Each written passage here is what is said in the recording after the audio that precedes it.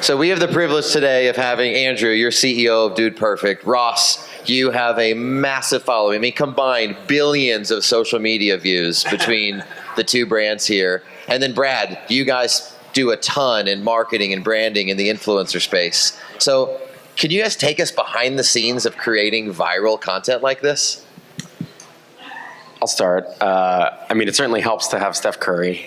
We put that deal together with Rakuten, obviously, and the Warriors and Steph, and knew that was something that hundreds of millions of people were going to see. And so as we crafted all the creative for that with Rakuten, really tried to identify moments in that we're going to cut through. And so there was one shot we didn't show where we did a crystal ball free throw contest, and if you made the shot, every crystal ball was filled with $5,000, and if you made it, you got to keep the money, and if you missed it, shattered. And one of the guys shattered the ball doing his dribble routine, and we just knew that was going to be a moment that would generate a lot of views, and we republished it on TikTok this week and got 100 million views on that 3-second clip alone. And so there's just a lot of thought, a lot of planning, and then you hope for the best with talent, and working with, viral people like Steph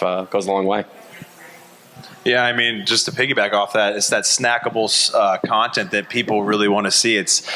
You're sitting at Thanksgiving dinner, it's like, oh my gosh, everyone got a little chuckle out of the lady laying next to the Hot Pocket. It's like, oh, well, look at this. I mean, we should do this. It's that moment you can share with your family, your friends, that even when you're, between subway rides and stuff in New York City, it's like, oh, I got 15 seconds slow. This is hilarious. Let me send it to a friend. And that's how the buzz gets going. I mean, these guys have mastered long form content. And what I really pride myself in is the short form, okay, I'm going to get your attention, and I'm going to keep it for about 15 seconds to a minute, and then you're going to send it to everybody.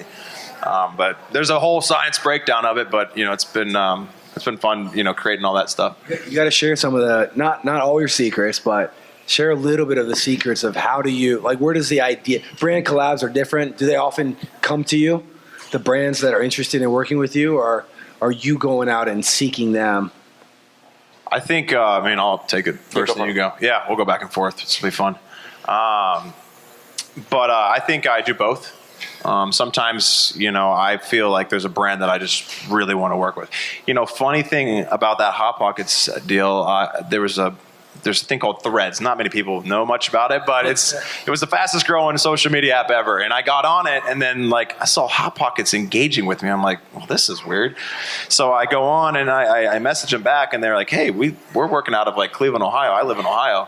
I'm like, okay, well, you guys want to do something? Like, yeah, next week we got a deal. So that was just an interaction we had online. But sometimes I'll see a brand that I really want to work with. Let's say I'm spending way too much money on Airbnbs, and I'm like, well, I'll do a deal with Airbnb and get a free stay and this and that, and I'll film some amazing stuff for them if it fits the brand. But then there's also a lot of incoming work as well. When you get a level of success and following, people also want to work with you just as much as you want to work with them, and vice versa. So. Yeah, it's definitely a mix for us as well. I think we try to be really thoughtful about which brands to work with. We're lucky enough to work with Hershey's and Brad, and we look at, does it make sense as a fit? Do we think we can do authentic, integrated content with that brand? There's a lot of brand integrations that end up feeling pretty forced, and the brand isn't happy, and the audience isn't happy, and that doesn't really serve anyone in the end. So we're pretty selective when it comes to who and how we work with brands, especially on longer form content like this. When we do shorter forms things, it's a slightly different approach, but there's a lot of inbound interest, which we're very, very lucky to have. And then I think in select categories and select sort of concepts that we want to bring to market, we'll go and bring that to a brand. Say, this is a good example where it was we want to work with Steph, we want to work with the Warriors. Rakuten is a sponsor of both. Let's bring an opportunity to them, and we were very fortunate that they agreed. That's great, Brad. What about from your angle? There's 1,000 influencers that have millions of followers. These are two of some of the biggest in the world. But generally speaking, how do you sort through the noise of influencer marketing and decide on who do you want to partner with? Yeah, I'll say on the brand side, we're still figuring it out quite a lot. And there's a very important distinction between an influencer and a creator. And it's something that I've been really pushing internally for us to really focus on creators who actually create content that people want to view and engage with. It is all about authenticity. We've had a lot of success with natural partnerships with people like Jason Kelsey, who talked about how much he loves Reese's on his podcast. So we ended up doing a very large partnership with New Heights this year. We've had activations with them this year, and we're creating a lot of content that just comes off authentically. And we try to not force the brand in there and just let them be their authentic selves. So go back to that, because sometimes in brand partnerships, you try to make it look really organic, and this just happened to be there. In others, let's use Rakuten or Hot Pocket, the whole world kind of knew it was paid for content, but it worked. Like, how do you navigate those types of moments where you're blatantly saying this is an ad without your audience saying, hey, you're selling me? Because I feel like that's where the magic comes together here. Yeah, I mean, for me, I pride doing a brand deal more than almost my regular content, because I know if I screw it up, it's going to negatively affect my audience. So I go above and beyond. I sent you a video earlier. I did a deal with DraftKings, and I was like, well, sports gambling, it's going to be, if I sit there and I say, guys, bet on this team, I think a lot of people will drop off. So I was like, well, what can I do to get everybody's attention? So I drove a car through a wall. It had nothing to do with sports gambling. And then I was like, okay, got your attention. There's something crazy happened. Now let's talk about sports gambling. Something that might not be as, appealing, but getting people's attention and making it feel authentic, at least at first, is extremely important, at least to me, and I imagine is with you guys too. Totally, yeah. We did a social deal with Chili's this past fall for their Triple Dipper. They were relaunching a deal where you could get 3 different items for a certain price, and came to us and we're like, can we do something around this? And we did what we called the Triple Dipper trick shot, where in a single take, someone had to make 3 shots, and then we asked for audience submissions. And so we got tens of thousands of kids and families submitting their own Triple Dipper trick shots. And it wasn't directly integrated to the brand, but it was super authentic to what we did and reached the exact right audience, so much so that in their earnings call last week, the Chili's CEO shouted it out as helping drive a 31% increase in sales last quarter, which I was like, whoa, like that's like, I said to my team, I was like, okay, print that out and post it on the wall. Cause that's about as good as we can do. But it's, I think that as you said, it's that sweet spot of like really authentic content that your audience would watch anyway, that also signals something to the brand or signals something to the audience about who that brand is. How do brands, what's the best relationship for brands to work directly with influencers and creators? Because you guys are on a pedestal to a degree, so it's easy sometimes for the brand team to sponsor and to almost feel uncomfortable and awkward and don't want to give you guys direction, but maybe they should speak up. But there's also times where maybe they stifle creativity and don't allow you guys to do what you do with brilliance. How do you navigate that? What would you say to someone who's thinking about sponsoring an influencer when you're on set and you're making the magic happen to make it work? We definitely have done both, where we're messing up quite a lot, trying to make sure the logo's in the first 2 seconds so that people are actually knowing what the brand is about. But to your point, it's all about getting people engaged and just letting the creators actually do what they do best and actually letting them get their audience to come in. It's not about finding virality. It's about finding connection with their audiences that they've already built and cultivated. I'll piggyback off that. I think the worst thing a brand can do, from my perspective, is take complete control. We are our own production houses. We built this audience, and they fell in love with us for who we are and our brand. When a brand comes in and takes complete control of that, you can tell the narrative shifted, and everyone knows it's not authentic. So keeping it authentic, and that's something I would, if I could talk to the brands, I usually say this, let me have 90% of my voice. I know I got to put hashtag ad, and I got to do this music and this and that, and I got to hit these key points, but let me tell it in my voice, and my story. But sometimes brands will just get so involved and make you do so many reshoots that it's not even your content anymore, and the people can see right through it. And I mean, it's a filter for us when we work with brands. Like if brands want something that is, to that point, super cookie cutter or not authentic to us or not our creative, like we're not the right fit for them. And we know it's not going to work longer term. And so we'll often do, a shorter deal or a single video or social post to start, to understand how two brands work together, show performance. Cause I think some of it is like, trust us. We have a 16-year track record of doing this. And when we can demonstrate that success, the brand comes back and is like, okay, we have faith now. And so we've had, Best Pro Shops has been a partner for 10 or 11 years, because they just see and they give us full creative freedom to do what we want, because we built that trust with them. And I think that's like the optimal outcome. And that's what we try to get to in a lot of our brand deals. Andrew, tell us a little bit about your role, because the public knows the dudes, they see the content, but there's a business behind the dudes. Tell us about your role and maybe a 1-minute backstory of how you got to the seat you're in.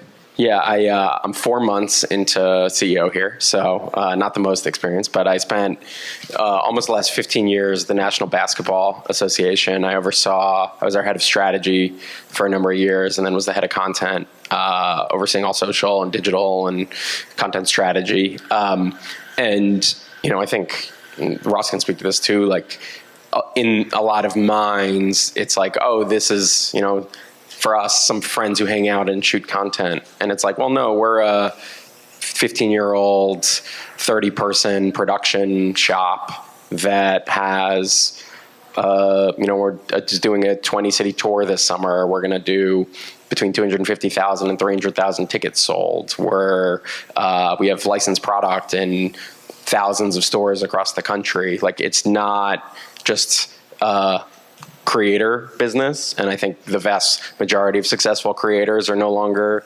creator businesses where it's one person with a phone. It's really a lot bigger than that, and my job is to make it even bigger, is to figure out the right long-term strategy to get us into new verticals and new platforms, to get us into new product lines, and to help us grow internationally. So I spend most of my time.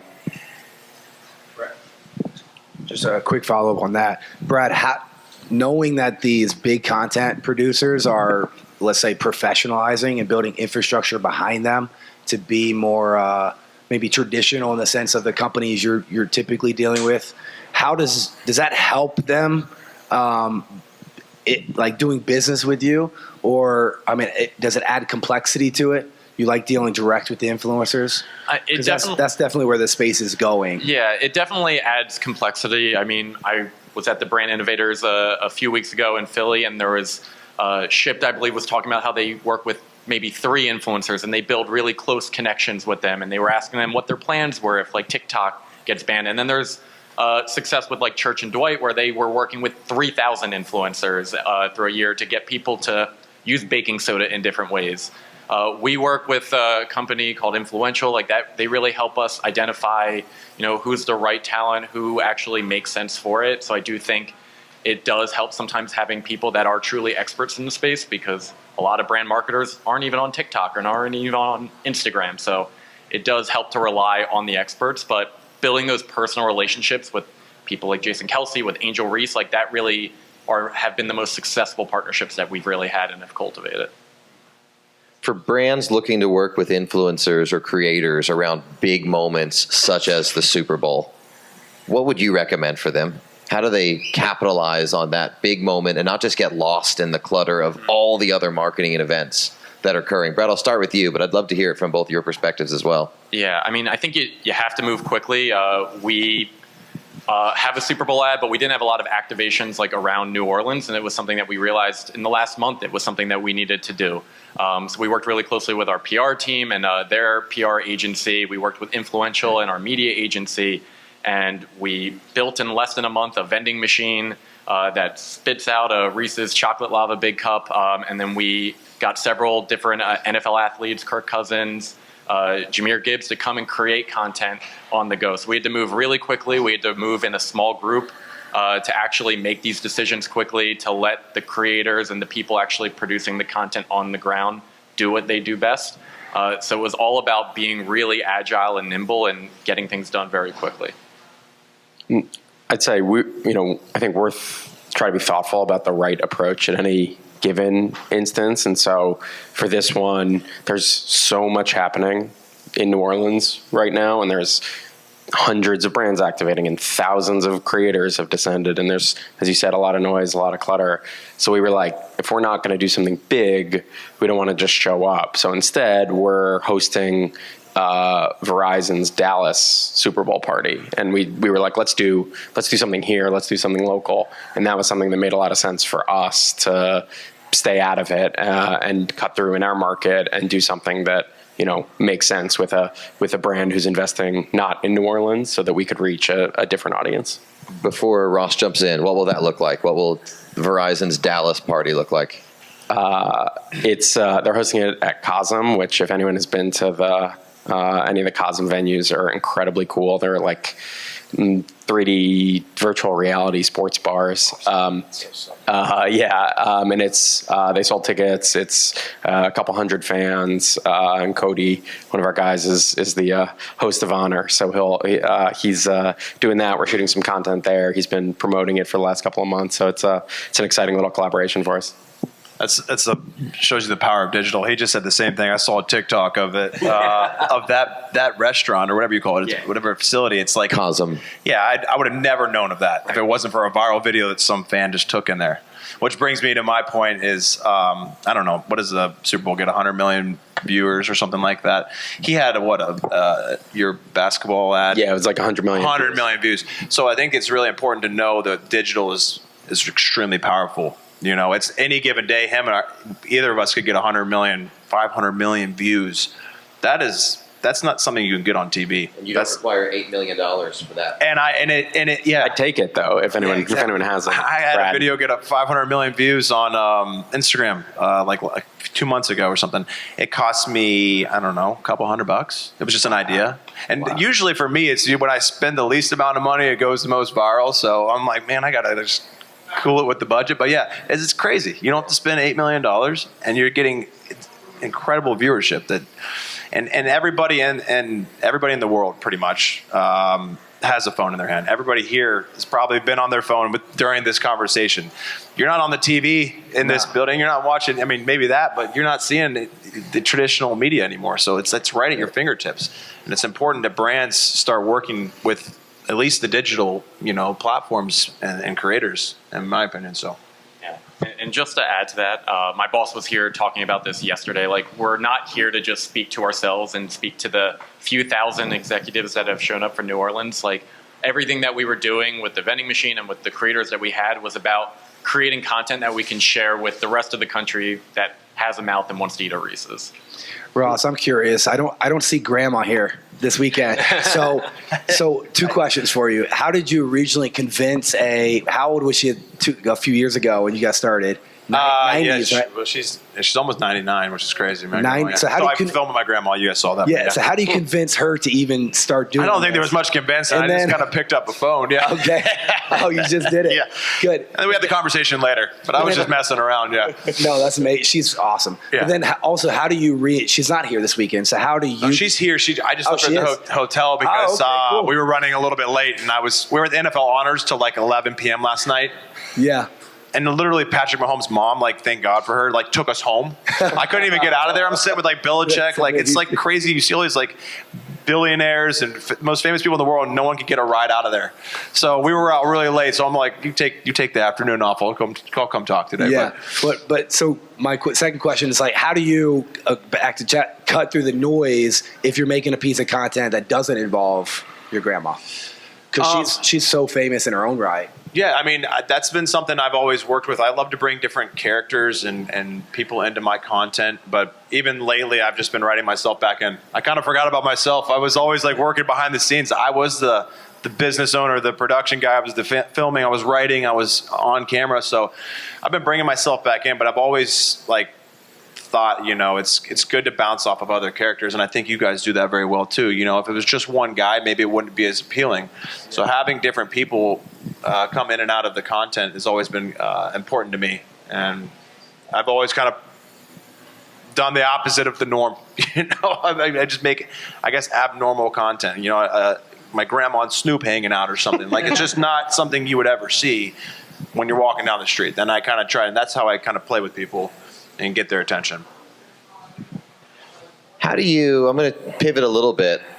How do you maintain culture in organizations like yours? Because at the end of the day, once JT leaves, NSYNC's gone, right, so to speak. The product are the people and the relationships. Yeah. You and Granny have a fallen out?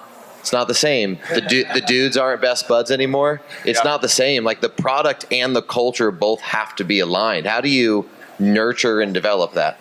Well, I guess I'll go first, but I mean, it happens. I don't know. I grew up, at least in college, I used to watch a show called Entourage. Anybody ever seen that? Yeah. On the plane here. Yeah. It's a great show. I mean, it's a little maybe PG-13, but it's the reality of the business is you're going to get burned by a lot of people. People are going to use you as a stepping stool in their careers, and I just have not been able to avoid that aspect. I have lost cast members. I have lost good friends to the business. It's really hard. That's the hardest part for me, is to vet people that are like authentic to you and want to grow with you.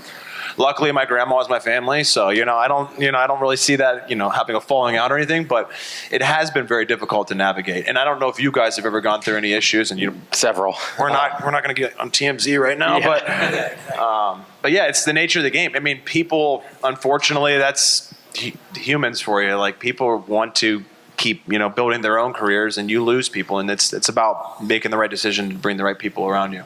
And that's how you have the best business.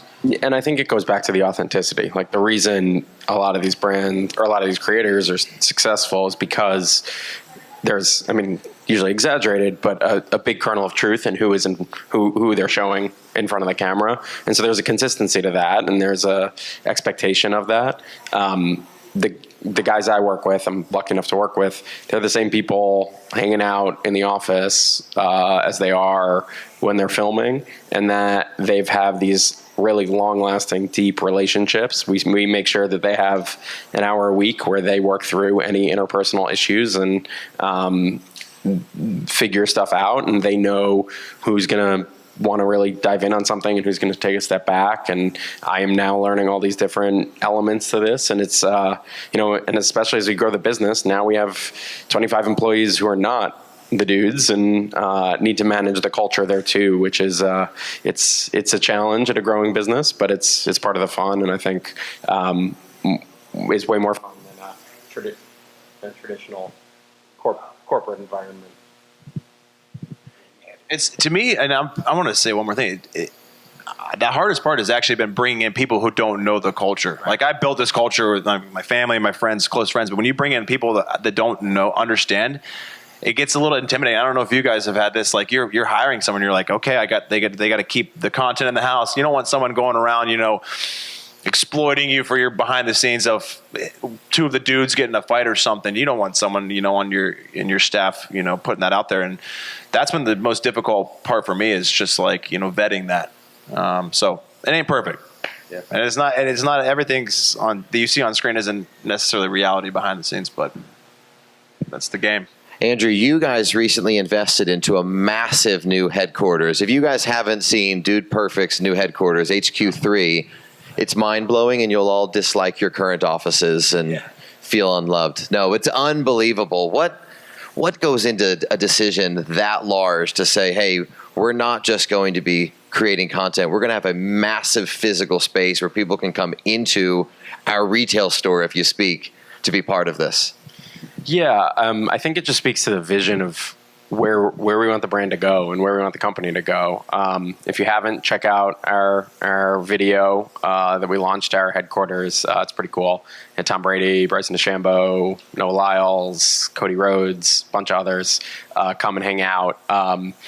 And we view our brand as one that essentially like an intersection of sports and comedy and fun and competition. And our building is a 3-dimensional version of that. And so we have all sorts of visitors there all the time. There's a lot of sports being played, and we needed a very cool space to reflect that. But at the end of the day, it's a production studio, and it's we are using it several days a week to shoot big, large-scale content. And the guy's actually, one of the founders has a master's in architecture, coincidentally. And so he actually did all the design work to the exact specifications that we needed to be able to shoot content in terms of ceiling height, in terms of where we could have mezzanines, in terms of width. So, Garrett has some secret talents. Wow. So, yeah. I think, dude, you guys should get into the business of HQ consulting.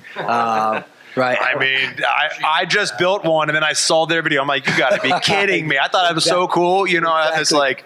That's a new business line. Yeah, right there. I only got one basketball court in mine. Yeah, exactly. Man, I felt so poor after I saw that. No, I have a question, Andrew, for you. You mentioned Bass Pro Shops as one of your longest partners, most successful.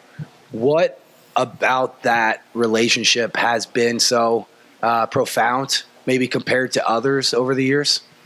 Yeah, I think the biggest thing is trust. We just went through a sort of renewal process with them, and it was compared to a new business discussion, it was a tenth the time, because it was, hey, well, we know what we're going to get. We know, how it's going to perform. We've seen this before. Like, here's some new stuff we'd love to do with you guys. Nice. And we said, great, a couple emails, and we were done. And it was just that level of trust and that level of that they know exactly what they're going to get from us, and it doesn't have to be papered to a T. Yeah. It doesn't have to have all sorts of contingencies. Those are the best relationships, and really take years of practice. But it's also just a really aligned brand. We do, Tyler, one of our guys, went to Australia for 11 days to try to fish a 1,000-pound marlin. Wow! And he maxed out at like 750 pounds. Gee. So, really and so himself. Like, that's a pretty natural Bass Pro Shops integration. They're very into golf, and we're very into golf. And so there's just really well aligned stuff. Yeah. We sell our products in their stores. So there's just a lot of natural tie-in. Well, that was my follow-up question is, are most of the deliverables that they're looking for are top of funnel brand awareness, or are they also giving you results on the back end saying, we did this video and our golf clubs went through the roof the next day? Yeah, I mean, we try to do that with every partner, is look at like specifically that quarter or for a product launch, like, what are you trying to drive? Is it awareness? Is it a specific region of the country? Is it a specific sport or sports line? Like, how can we deliver specifically to your needs? Sometimes it's affinity, sometimes it's top of funnel awareness, sometimes it's a new product launch. And we then try to build the whole creative and promotional plan around whatever those needs are. Does that work same for you, Ross? Like on the DraftKings or Hot Pocket, how are the brands traditionally? What are they trying to get out of it? And then you guys follow up on the back end? Like, how do we do? I mean, it's every brand's different. I prefer to do a longer deal. I mean, one-offs are great financially, I guess, but I would like to make a brand a part of our brand. I always say I don't want to be the Samuel L. Jackson, the Shaq of the world, where I'm doing a million brand deals. Right. I would love to partner with a Bass Pro Shop for 10 years. I mean, I've never actually done that. That's pretty cool. I mean, I've had brands that I work with for 5-6 years, but establishing that relationship is really important to me. And what are they trying to get out of it? I think it depends on that right there. If it's a one-off and they're just trying to promote something for the Super Bowl. The Reese's just came out with a football Reese's or something like that's only limited time, then they're going to want to push that limited time. But if it's like the whole brand, and they wanted a lifetime, so it just depends on what they want. If it's one viral video, or is it, hey, do you want us to integrate this all the time?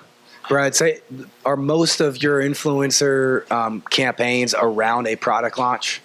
A lot of them are. We have been a lot more choiceful on when and how we use creators and influencers. I think product launches are a natural fit because we are trying to get across a new message and we're trying to let people know. And that's sometimes a lot harder to do in a traditional social ad where 98% of people are going to skip within the first 2 seconds or maybe even the first 1 second. It used to be a lot easier to reach a lot of people effectively on TV with a 15 or a 30-second ad. It was very cheap, and then people started moving to streaming, and that's incredibly expensive. So we've had to shift to social platforms to make up that reach. But the problem has been is that people just swipe through your content very quickly. They're very quick to know it's an ad. So I think using creators to just add a few more seconds, a little bit more time spent with the brand has been incredibly helpful to drive more awareness around new products or new things that are maybe a little bit harder to understand in 1 second. You probably get asked the question frequently of what's the best way to work with influencers and content creators. I'm going to flip that question. If I'm ready to invest in a deal with you guys, because I've learned that I can get 30% growth on my Chipotle burritos overnight. Chili's. If I'm convinced because I can get 30% gross on my Chili's deals because of partnering with you guys, what's the 3 things I should do to really mess up a deal after I sign one with you? Oh, you want to go that first? I think it's some of the things we talked about earlier is being overly controlling with what the creative looks like, because we have a pretty good sense of what's going to work and what isn't from a performance standpoint. And ultimately, we all want a high-performing asset. And if we're going to do something that's overly branded or not as entertaining, it's going to perform worse and no one's going to be happy. And so I think that is the first thing. We ask a lot of questions around specific objectives and metrics and watch outs at the beginning, and then we like to craft our creative and get some feedback, but have some control. I think the second thing is changing goals too often. I think that's something we see a lot, where it starts trying to do one thing and then you get close to launch and it's trying to do something else, because I've worked at big companies, like priorities shift, but it's not that easy for us to then edit the creative. We don't have 10 videos on the shelf that we can swap in and out. We built something very custom and creative for a specific goal. It's not that easy to do something different. And so that's difficult. And then the third is we really like to integrate our partners more broadly, where Body Armor is a good partner of ours. We are doing things for them just all the time. That we have a Body Armor fountain in our office, and there are certain partners that have very strict restrictions on, like, if you're going to use our product, it has to appear this way, or if you're going to integrate us here, you can't do X, Y, and Z, and this other thing can't be nearby because of perception or age or whatever it may be. And that just becomes very difficult for a brand creating authentic content to not, and we're never going to do anything that hurts it, that we just want to do things that are fun. And sometimes brands can be kind of constraining on that. I mean, he pretty much hit the nail on the head there, but I think just trust us. Even when a brand will come and be like, I heard TikTok's hot right now or something, and I'll be like, you don't, but you want to reach 30 to 40-year-olds women or something like that. I'm like, I don't know if that's TikTok. I'll tell the brand that, and they'll be like, nah, TikTok's where we want to go. I'm like, but Facebook, I'm telling you, I'm going to get you a much better return. And the brands think they know your audience better than you know your audience. And I like to say, when a brand comes to me, I say, okay, wait, what's your budget? What are your goals? Who are you trying to reach? Let me package something together, because I'm one of few creators that's very diverse. I have almost, 90 million followers on all platforms, but I'm very spread out, 30 million here, 20 million here, whatever. So on each platform. So I've done that strategically because different brands want different results. And I would love if they would just listen to me and be like, I know if you're going to try and hit this demographic in this age range and at this time, and you want to have this many views and blah, blah, blah, let's package something together, and not just have a closed mind. Yeah, one video going viral, I guess, can be by accident, but you don't get 90 million subscribers on accident. You know what you're doing, and to trust you along the way. Ross, what's the best way for someone to follow you or get in touch with you? Well, you follow me, just Ross Smith on everything. I mean, for the most part. And then my email is in every one of my bios. So, awesome. Andrew, what about the dudes? Oh, yeah, sorry. Andrew at dudeperfect.com if you need me, and follow us across YouTube, TikTok, Instagram, Facebook, everywhere else. I have a small Etch-a-Sketch account. We have a combined total of like 100 million views together. So check me out, Etch-a-Sketch Brad. Good. Brad, Andrew, Ross, thank you so much. Thank you, guys.